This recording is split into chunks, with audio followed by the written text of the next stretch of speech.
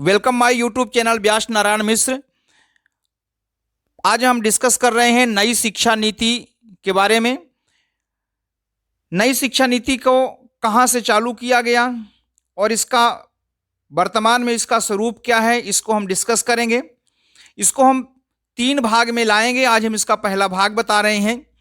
तो जो नई शिक्षा नीति है, इसका जो बेस है वो हुआ है मैकाले की जो शिक्षा नीति थी, मैकाले ने लाया। वो कब लाए थे? 1935 में। ये स्वतंत्र भारत के पहले की जो शिक्षा नीति है। ऐसा नहीं है कि पहले पढ़ाया नहीं जा रहा था, पहले भी शिक्षा दी जा रही थी, लेकिन जो वर्तमान में जो शिक्षा नीति का जो एक आधार है वो मैकाले की शिक्षा नीति है, जो कि 1935 से है। इसके बाद स्वतंत्र भारत में 1968 में पहली बार शिक्षा नीति घोषित की गई। उस समय प्रधानमंत्री थी इंदिरा गांधी। इसके बाद जो द्वितीय शिक्षा नीति आई है वो आई है 1986 में। इसको याद करने का तरीका देखिए फ्रेंड्स, यहां लिखा है 68, इसी को अपोजिट कर दीजिए तो हो जाएगा 86। तो ये थोड़ा इस ट्रिक से आप याद कर पाएंगे जल्दी से। तो जो द्वितीय शिक्षा नीति है वो हुआ है 1986 में आई, और उस समय अपने देश के प्रधानमंत्री थे राजीव गांधी। द्वितीय शिक्षा नीति में जो सुधार हुआ है वो सुधार हुआ है 1992 में, और उस समय अपने देश के प्रधानमंत्री थे पीवी नरसिम्हा राव। तो इस तरह से द्वितीय शिक्षा नीति में सुधार 1992 में किया गया। पहले जो है ये विभाग जो है एमएचआरडी के नाम से जाना जाता था, मिनिस्ट्री ऑफ एजुकेशन।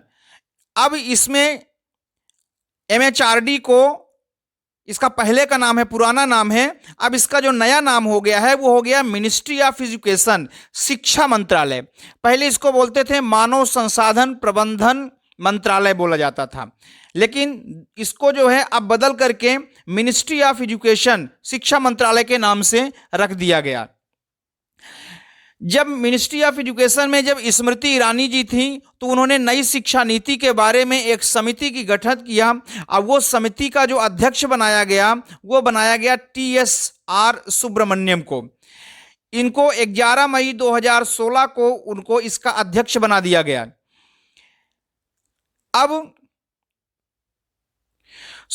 जब TSR सुब्रमण्यम को अध्यक्ष बनाया गया नई शिक्षा नीति के लिए, स्मृति ईरानी ने बनाया, तो उन्होंने अपना जो उसका जो सर्वे किया वो सर्वे 11 मई 2016 को कंप्लीट हुआ, और 27 मई 2016 को उन्होंने अपना जो रिपोर्ट है वो मंत्रालय को सौंप दिया। लेकिन इसी बीच क्या हुआ कि जो स्मृति ईरानी मंत्री थी वो किसी कारणवश हट गई। अब जो दूसरे मंत्री आ गए वो आ गए प्रकाश जावड़ेकर। प्रकाश जावड़ेकर ने फिर से एक नई शिक्षा नीति बनाने के लिए एक समिति की गठित किया, और इस बार उन्होंने जो समिति बनाई वो कस्तूरी रंगन के नेतृत्व में बनाई।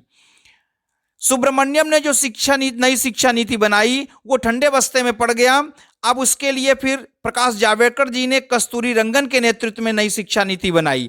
जो वर्तमान में नई शिक्षा नीति चल रही है वो कस्तूरी रंगन की बनाई हुई नई शिक्षा नीति में चल रही है।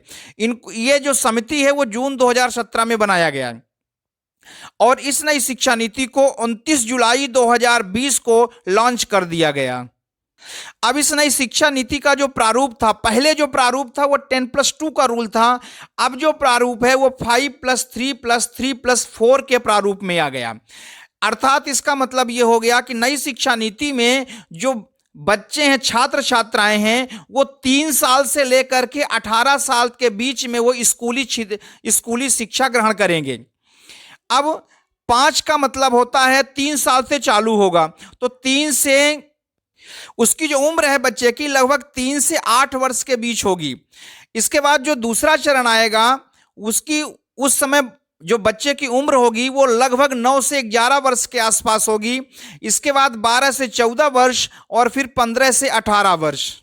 तो ये हो गया उम्र के आधार पर बंटवारा। यद्यपि हम यहां से 3 से 8 देखते हैं तो लगभग 6 वर्ष आता है, लेकिन टोटल जो उन्होंने उम्र का निर्धारण किया वो 3 से 18 वर्ष के बीच में किया।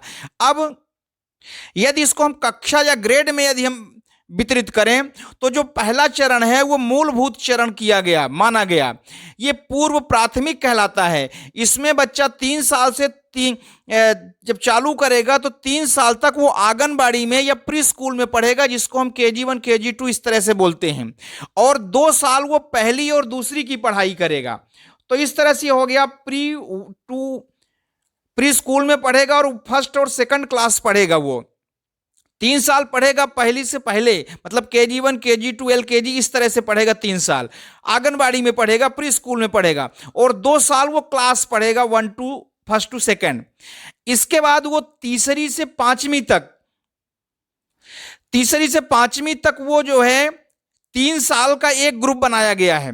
फिर 6 से 8 ये 3 साल का एक ग्रुप बनाया गया है, और 9 से 12 ये 4 साल का एक ग्रुप बनाया गया है। इसी को यहां बोला जाता है 5 धन 3 और धन 4, ये कहलाता है। ये जो 5+3+3+4 का जो नियम है, उसका मतलब ये है कि वो 3 साल आंगनबाड़ी में पढ़ेगा, 2 साल क्लास पढ़ेगा, ये हो गया 5, फिर 3 मतलब तीसरी चौथी पांचवी, फिर 3 छठवीं सातवीं आठवीं, फिर 4 तो 9 10 11 12, इस तरह से उनके।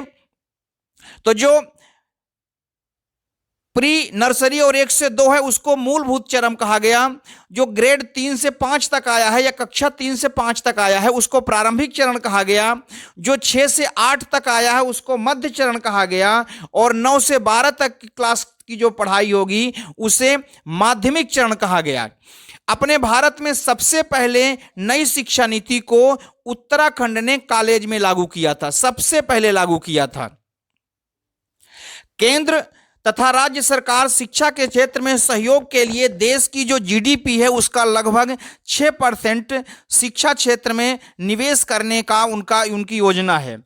अब इस नई योजना का जो नई शिक्षा नीति, इसका सबसे प्लस पॉइंट ये है कि 6वीं क्लास से ही व्यावसायिक परीक्षण और इंटर्नशिप की शिक्षा छात्र छात्राओं को दी जाने लगेगी। और यह भी निर्धारण किया गया कि कक्षा 3 से सभी छात्रों को लिए लगभग 2025 तक प्राथमिक विद्यालय में कक्षा 3 से लगभग सभी छात्रों को इसी पैटर्न से पढ़ाया जाए, तथा ये भी लक्ष्य रखा गया कि जो स्कूली शिक्षा है उसका 100% 2030 तक, ये पूछा जा सकता है कि स्कूली शिक्षा को 100% इस शिक्षा नीति में पढ़ाने का कितने वर्ष, कब तक इसकी योजना निर्धारित की गई है, तो वो है 2030 तक। तथा कॉलेज के लिए, उच्च शिक्षा के लिए 2035 तक लक्ष्य निर्धारण किया गया है कि इस कंडीशन में लगभग 50% जो छात्र छात्राएं हैं कॉलेज के वो इसी शिक्षा नीति में हो जाएं। इसमें यह भी बताया गया, अनुमान लगाया गया कि जो 3 से 6 साल के आसपास के जो बच्चे होते हैं वो अपने दिमाग का लगभग 85% भाग एक पूर्ण रूप, अगर हम पूर्ण छात्र की बात करें तो उसका लगभग 85% भाग वो एक्टिव हो जाते हैं एक छात्र के रूप में। नई शिक्षा नीति के पहले जो शिक्षा में निवेश का जो GDP था वो लगभग था 4.3%। तो इस तरह से हमने आज नई शिक्षा की नीति के बारे में शॉर्टकट में इसका एक बेसिक समझाने का प्रयास किया है। हमारे जो नए वीडियो आएंगे उसमें क्वेश्चन आंसर के रूप में और डिटेल में बताया जाएगा। आप हमारे चैनल को सब्सक्राइब करें, लाइक करें, शेयर करें। कोई प्रॉब्लम हो तो कमेंट करें। Thank you very much.